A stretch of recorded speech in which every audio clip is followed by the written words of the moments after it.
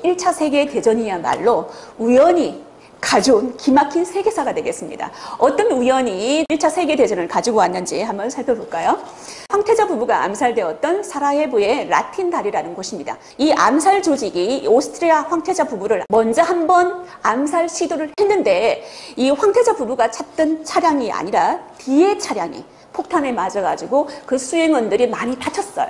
그래서 이 수행원들을 병문안 가다가 차량을 잠시 멈추고 후진을 해가지고 돌렸거든요. 이때 차량을 멈추었던 그 다리가 바로 이 라틴 다리예요.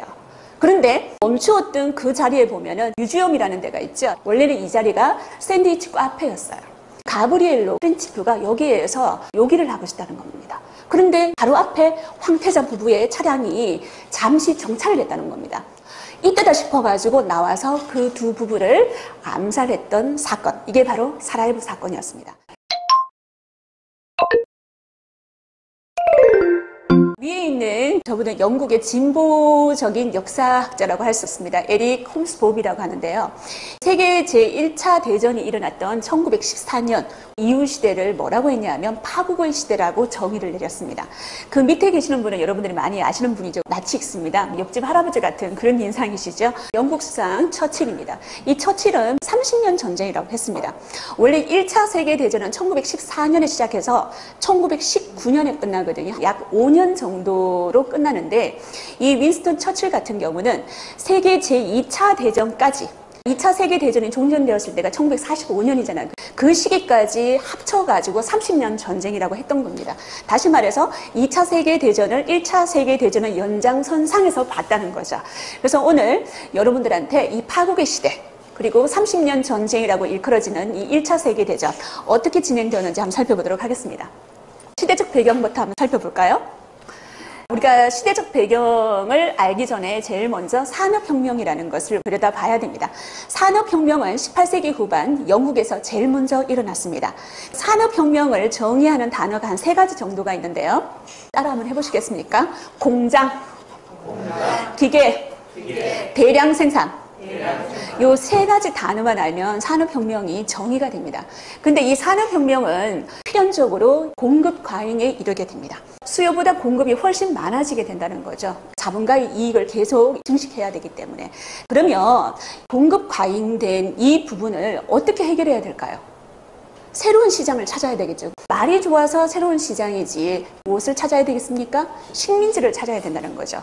왜 식민지를 찾아야 될까요? 대량 생산 체제로 계속 공장이 돌아가야 되니까 뭐가 필요해집니까? 원료가 필요해지죠. 값싼 원료를 공급받고 거기에서 만들어진 제품을 수출하기 위해서는 필연적으로 식민지가 필요하다는 겁니다. 그걸 우리는 제국주의라고 합니다. 무력으로 식민지를 차지하는 거. 이 당시에 우리나라 대한제국도 이 제국주의의 희생양이 되었죠. 그러면 당시에 제국주의 국가들이 어떤 나라들이었는지 지도로 한번 살펴볼까요? 우선 눈에 제일 먼저 들어오는 게 어떤 색깔입니까? 핑크색이죠. 바로 영국령입니다. 영국의 식민지라는 거죠. 영국은 19세기까지만 해도 전 세계에서 초강대국이었죠. 초강대국이었습니다.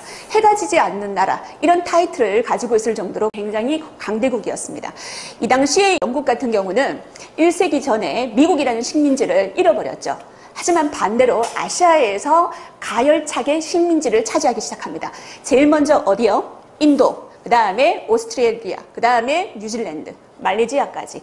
그리고 아편 전쟁으로 인해서 중국까지 반식민지로 만들었던 나라가 바로 영국이었습니다. 그러면 그 영국 옆에 있는 독일을 한번 살펴볼까요?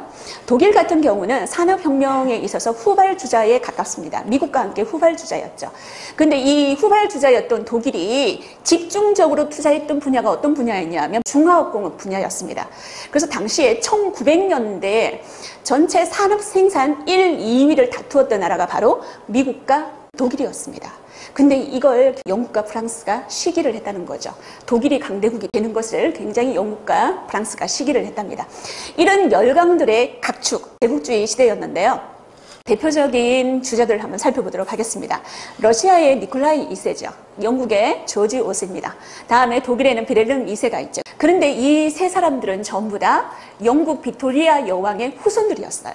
손자 또는 외손자였습니다. 다시 말해서 얘들은 누구예요? 사촌이거나 아니면 이종 사촌이거나. 우리나라에 속담에 이런 말 있지 않습니까? 사촌이 땅 사면 배 아프다. 그런데 그게 유럽 역사에서도 적용이 된다는 겁니다. 사촌이 땅을 따먹으면 배가 아픈 거예요. 그래서 이 세 나라가 제국주의 경쟁에 뛰어들어서 이게 바로 오늘 우리가 듣게 되는 이 1차 세계대전의 하나의 원인이 된다는 겁니다.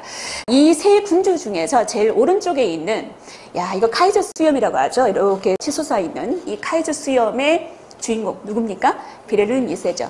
이 사람에 대해서 한번 살펴보도록 하겠습니다. 비렐름 2세 같은 경우는 태어나면서부터 장애를 가지고 태어났습니다. 어떤 장애를 가지고 태어났느냐 하면 왼쪽 팔이 오른쪽 팔보다 짧아요. 발육부진이죠. 그래서 비렐름 2세의 사진을 보시면 보통 옷으로 전부 다 왼쪽 팔을 덮고 있습니다. 그러니까 이 사람은 태어날 때부터 그리고 자라나면서부터 굉장한 열등감을 갖게 된다는 거죠. 근데 이 사람이 만약에 군주가 되었을 때 어떤 심리가 발현이 되었을까요? 강한 군주의 모습을 보여주고 싶겠죠. 국민들한테 강한 군주, 강한 제국의 모습을 보여주고 싶었다는 겁니다. 그래서 비렐름 2세가 즉위하자마자 비스마르크를 잘라버려요. 그러니까 비스마르크 같은 경우는 프랑스를 고립시키는 균형 외교 정책을 실시했었기 때문이었죠. 전쟁을 반대했습니다. 그래서 비스마르크를 따르고 난 다음에 이 비렐름 2세는 제국주의 경쟁에 누구보다도 더 먼저 빨리 그리고 가열차게 뛰어들었다는 겁니다. 그래서 세계 제1차 대전은 이런 시대적 배경하에 이루어졌고요. 직접적인 원인은 무엇인지 한번 살펴보도록 하겠습니다. 사라예보 사건이죠. 사라예보라는 곳은 도시 이름입니다. 보스니아의 수도라고 생각하시면 되고요. 일어났던 연도가 1914년이고요. 6월 28일 날짜입니다. 세계사를 살펴보면 전쟁이 여름에 굉장히 많이 일어나요. 2차 세계대전도 한 9월 1일, 8월 말 이때쯤 일어났거든요. 왜 여름에 전쟁이 많이 일어날까요? 아마 여름에 보급이 가장 잘 될 거예요. 보급. 전쟁은 보급이 가장 중요하거든요. 그리고 또 하나, 여름 되면 불쾌지수가 굉장히 높습니다. 누가라도 이렇게 건들면 싸우고 싶죠. 그때 바로 사라예보 사건이 일어난다는 거죠. 이 사라예보 사건은 한마디로 오스트리아 황태자 부부가 암살되는 사건을 말합니다. 이 오스트리아 황태자 보이십니까? 오스트리아 황태자 페르디난트입니다. 황제가 아니에요. 황태자입니다. 차기 권력자죠. 다음에 황태자비 조피입니다. 이 두 사람은 굉장히 슬픈 사랑을 했었습니다. 황실에서 반대하는, 축복받지 못한 결혼을 했습니다. 왜냐하면 조피가 신분이 낮았기 때문이었죠. 그래서 두 사람이 결혼하기 위해서는 어떤 각서가 필요했습니다. 내가 만약에 자식을 낳으면 오스트리아의 황위 계승권을 포기하겠다는 각서를 쓰고 결혼을 했다는 겁니다. 14년 동안 굉장히 푸대접을 받았습니다. 오스트리아의 합스부르크 가문이었거든요. 대외 행사도 전혀 없었습니다. 그녀가 처음 나섰던 첫 대외 공식 행사에서 이렇게 사망하게 되었답니다. 마지막이 되었다는 거죠. 그러면 이 두 사람을 죽인 암살자는 누구일까요? 바로 가브리엘로 프렌치프라는 사람입니다. 이 프렌치프 몇 살처럼 보입니까? 19세입니다. 다시 말해서 미성년자라는 거죠. 10대 이 미성년자가 쏜 총성 두 방이 1000만 명을 죽이는 전쟁을 일으킬지 이 사람도 당시에는 몰랐었겠죠. 나중에 법정에서 사형을 선고받지 않습니다. 왜냐하면 미성년자였기 때문에. 그래서 20년형을 선고받았는데요. 이 프린치프가 이 오스트리아 황태자 부부를 암살했던 이 사라예보 사건은 굉장히 우연에 의해서 만들어졌습니다. 한국사 특강에서 강쌤님이 우연히 가져온 기막힌 한국사 하셨죠, 그죠? 오늘 제가 여러분들한테 강연하는 이 1차 세계대전이야말로 우연히 가져온 기막힌 세계사가 되겠습니다. 어떤 우연이 1차 세계대전을 가지고 왔는지 한번 살펴볼까요? 황태자 부부가 암살되었던 사라예보의 라틴 다리라는 곳입니다. 지금은 유적지로 많은 관광객들이 드나들고 있죠. 원래 이 암살 조직이 총 7명이 됩니다. 이 암살 조직이 오스트리아 황태자 부부를 먼저 한번 암살 시도를 했는데 이 황태자 부부가 찾던 차량이 아니라 뒤에 차량이 폭탄에 맞아가지고 그 수행원들이 많이 다쳤어요. 그래서 이 수행원들을 병문안 가다가 차량을 잠시 멈추고 후진을 해가지고 돌렸거든요. 이때 차량을 멈추었던 그 다리가 바로 이 라틴 다리예요. 그런데 멈추었던 그 자리에 보면은 뮤지엄이라는 데가 있죠. 지금은 박물관이었는데 원래는 이 자리가 샌드위치 카페였어요. 가브리엘로 프렌치프가 여기에서 요기를 하고 있다는 겁니다. 그런데 바로 앞에 황태자 부부의 차량이 잠시 정차를 했다는 겁니다. 방향을 바꾸기 위해서 이때다 싶어가지고 나와서 그 두 부부를 암살했던 사건, 이게 바로 사라예보 사건이었습니다. 만약에 공식 일정을 그대로 수행을 했다면 이런 일이 일어나지 않았겠죠.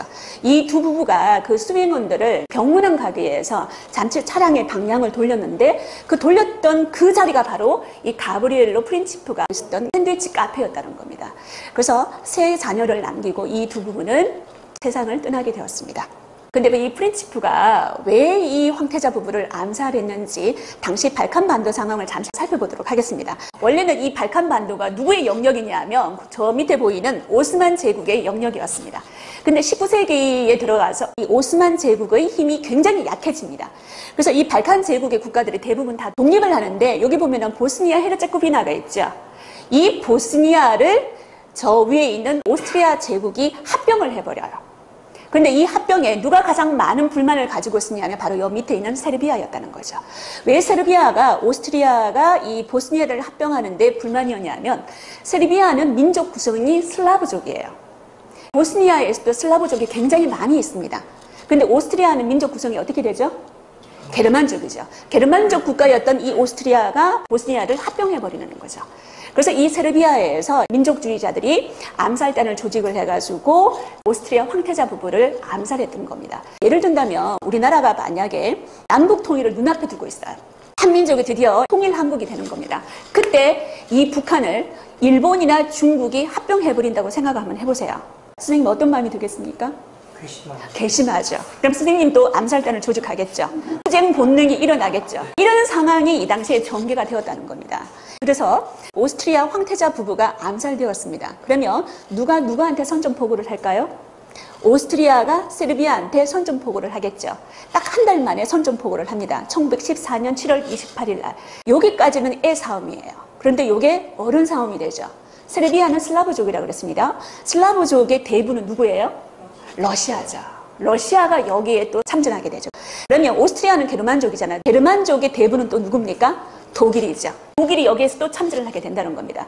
근데 당시 러시아 같은 경우는 영국과 프랑스와 삼국 협상이라는 동맹 관계에 있었거든요. 그럼 동맹 관계가 또 이 전쟁에 들어오게 된다는 겁니다. 그래서 애들 싸움이 어른들 싸움이 되었던 이게 바로 1차 세계대전이라는 겁니다.